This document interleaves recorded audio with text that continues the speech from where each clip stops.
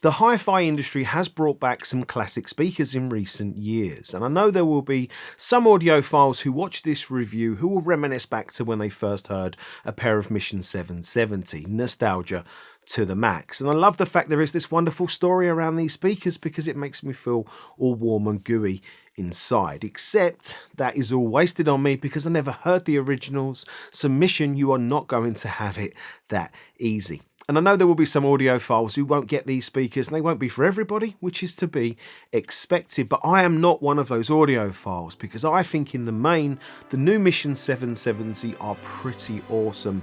And I don't think I've even heard the very best of them yet.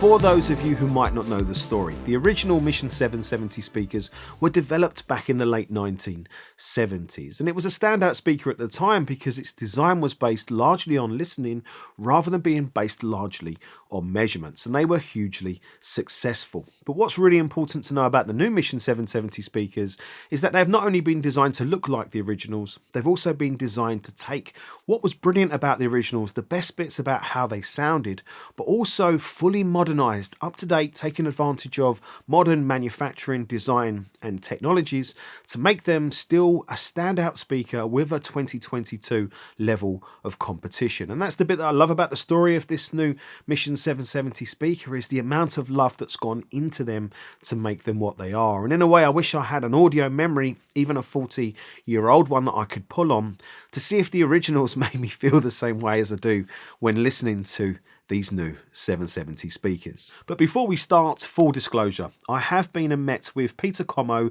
the speakers designer, and on camera we discussed everything about these speakers, from their inception to their design and build. And off camera, speaking to Peter, I know how much work he put into these based around how much love he had for the original. So that does make me feel a bit closer to these speakers than if they just arrived in a box. So take that into account for this review. And I have serial number 00001, the very first pair of new Mission 770, so I think a special pair. First impressions are, wow, that's a standout speaker visually. You certainly can't miss that white front. But I think they look cool and particularly nice in this room. And I would say for 90% of the time I had the speaker grills on, and then they could really be any number of speaker of this type of design.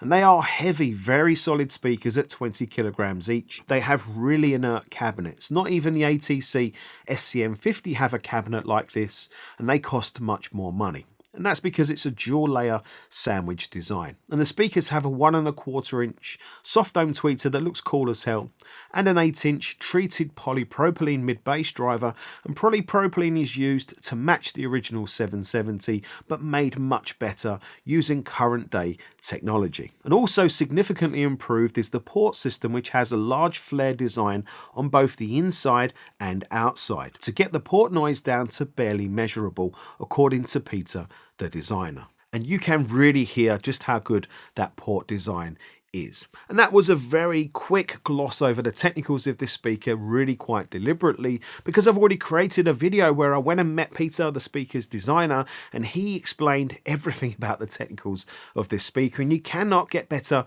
than from the horse's mouth. So I'll link the video up there to you. It's 100% worth watching that one, especially if you want to know the full ins and outs of the new speaker design.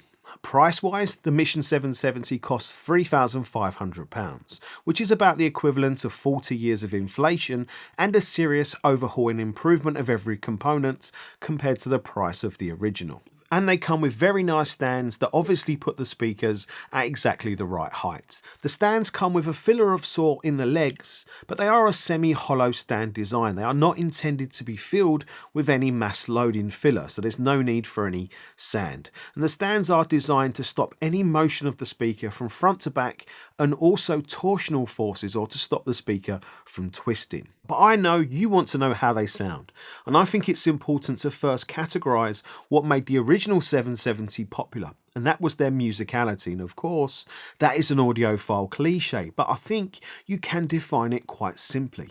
A speaker having musicality or being musical is when the listener forms an emotional attachment or has a strong emotional engagement to the music because of how the speaker is presenting it to them. And I think you could look up musical in the Oxford Dictionary and it would simply just have the words written there, New Mission 770. And that is because when I got them here, I unboxed them, I set up the stands, and I put the speakers in roughly a spot that I thought would be good in the room, and I listened to my current favourite album, which is Black Acid Soul by Lady Blackbird. And many hours of listening to music later, I was really obviously enjoying what I was hearing. But interestingly was day after day after day, I kept coming in the listening room thinking, right, today's the day I'm going to spend the time and find the perfect spot for the speakers in the room. And obviously I put music on to do that. And I didn't touch anything. I just sat and listened day after day. So yeah, and that's because I found the speakers just really engaging and just really enjoyable to listen to. But let's be real here for a minute. Lots of speakers have the ability to do that.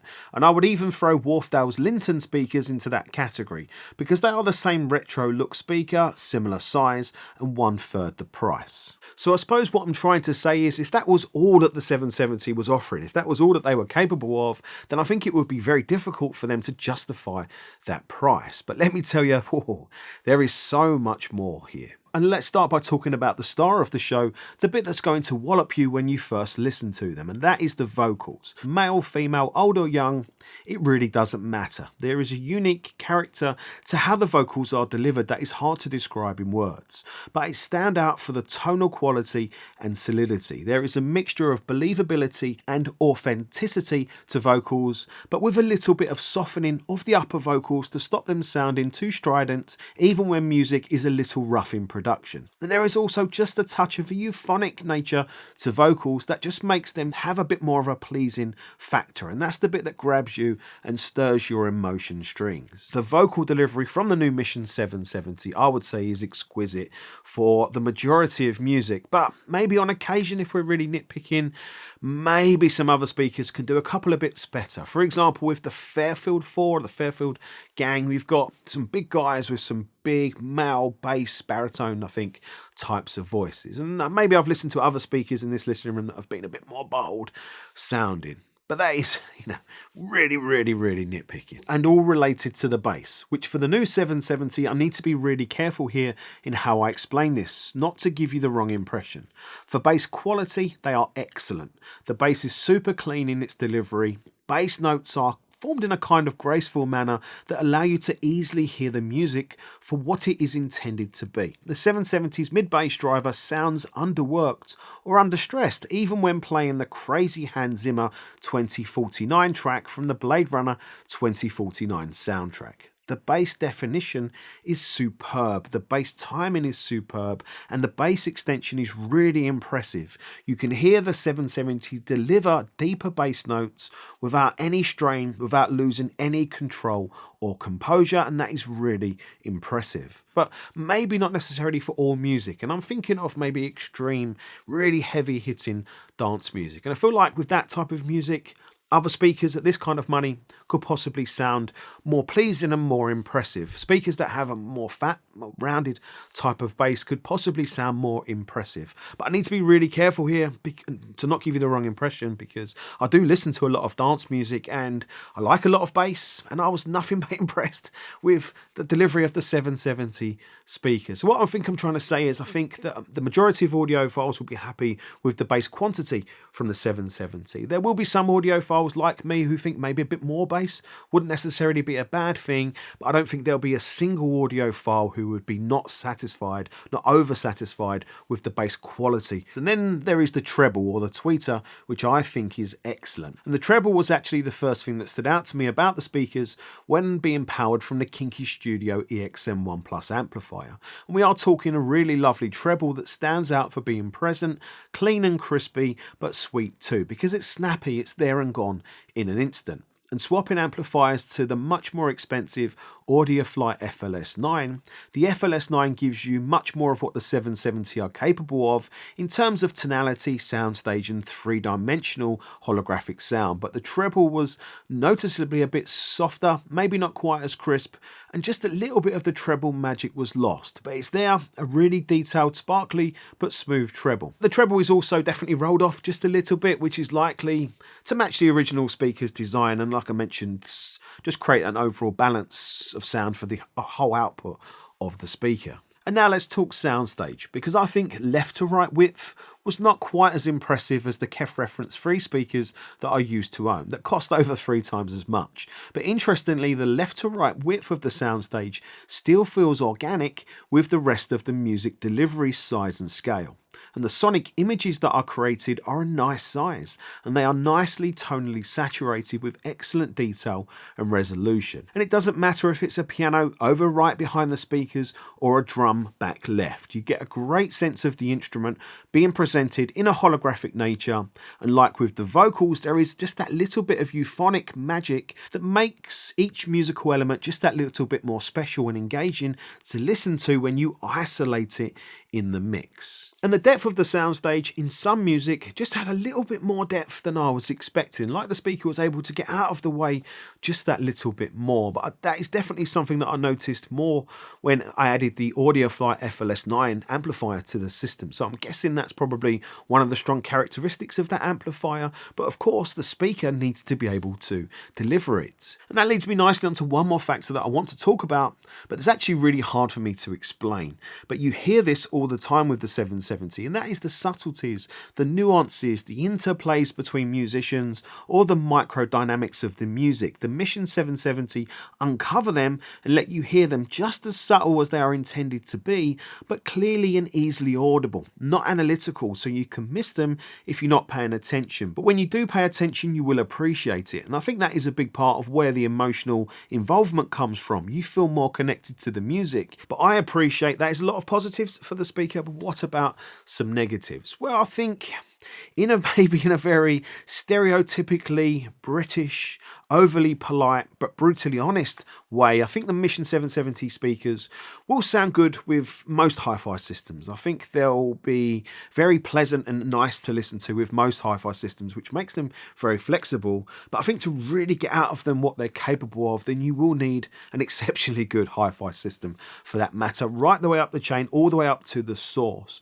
because these are very capable, very transparent, very good speakers, so they will be able to make use of a very good hi-fi system, and they will make you aware of, the quality of the chain. So that's definitely not a negative, but I think something to be mindful of. And the second maybe negative would be with macro dynamics. I think other speakers around this kind of money could give you the perception of more bass and definitely could give you more treble. So if you've got more going on at the extreme ends of things, maybe those speakers will sound more exciting with certain types of music. And I think really where the excitement comes from with the Mission 770 is the inner details, the micro dynamics and what's going on in between everything. That's the bit that really pulls you into the music. But obviously macro dynamics are still really important, big bass, extended treble, and I am an audiophile who likes big bass and appreciates macro dynamics, but I could quite easily forego the extremes, the real extremes of that, because quality matters more. And even though I am really big on, especially bass, big on big bass, I did not feel shortchanged here at all. And of course, you could always add some subwoofers to the mix if you wanted to push bass more, maybe even super tweeters if you want to push treble more. And I didn't add the rail subwoofers to the speakers for this review, but I would really like to add the rails just to see what they could add to the party, probably quite a lot still. The 770 are rated as 8 ohm speakers with a 6 ohm nominal load and an 88 decibel sensitivity. So on paper, they seem easy to drive, but I have found them to like you to turn the volume up. And I wondered if this was related to their very inert cabinet. It's certainly not a limit of the crossover, which is a beast. I've held them in my hands. So I asked Peter, the designer, about this, and he said the 770 are a true 8 ohm load. to stay true to the original 770 speakers and to make them very tube amplifier friendly. And he said that means you might turn the volume up more as a result, but technically the speaker is asking less of the amplifier's power supply than a lot of modern speaker designs that are maybe 3 or 4 ohms nominal rated. But how did the speakers measure in my room? Very well, in fact. You can see above where the room really starts to dominate the response, the mid-range has actually got a nice, mostly flat, but a nice character to it with a minimal variation. And you can see a slight step down roll off from about 2 kHz, which is again very smooth and all designed in.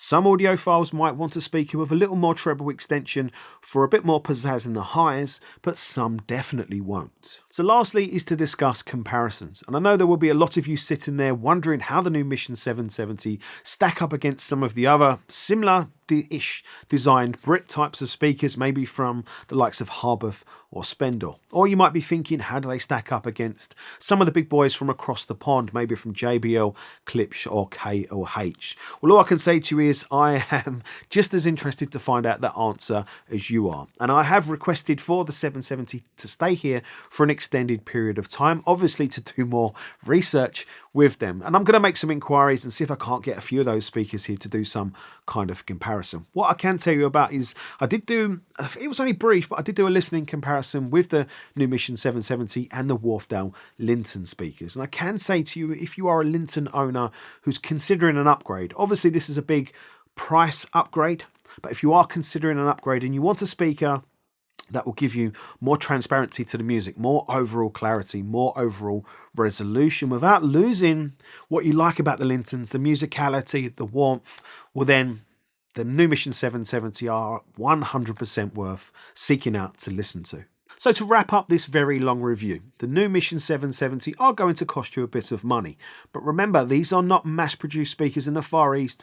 These are hand-built speakers here in the UK in more limited quantities. And they are lovely things in my opinion. And considering they are not my usual style of speaker that I would normally go for, they have totally won me over because they are great speakers to listen to hour after hour, really enjoyable, and at times with some music, special speakers to listen to. But they have also been great to use to review other components because they have enough quality, clarity and transparency that I've easily been able to sit here and hear subtleties and hear big or small differences between different components, and I definitely wasn't expecting that, and that has been massively impressive. And I can sit here and finish the review by saying these are now one of my favourite speakers, and I think they're going to blow some audiophiles socks off. So I hope you've enjoyed this review. I hope you found it useful and helpful. If you enjoyed it, hit the thumbs up button and subscribe to the Pursuit of Perfect System YouTube channel if you haven't already. Of course, I'll be creating a sound demonstration video for you to back up and support all these lofty claims that I've just been making. So I hope you've enjoyed the video. Thank you very much for watching, and I'll see you soon. Take care. Bye.